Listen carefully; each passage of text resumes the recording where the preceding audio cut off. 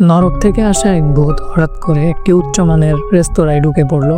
আশ্চর্যের বিষয় হলো রেস্তোরাঁর ভেতরে সবাই তাকে দেখতে পায়নি, তো রেস্তোরাঁর কোণে থাকা এক পুরুষ তার দিকে স্থির দৃষ্টিতে তাকিয়েছিল।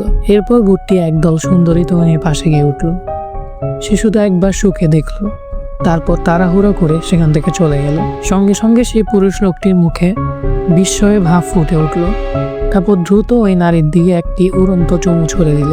কিন্তু ঠিক তখনই ভূতটি হঠাৎ লোকটির সামনে এসে হাজির হলো।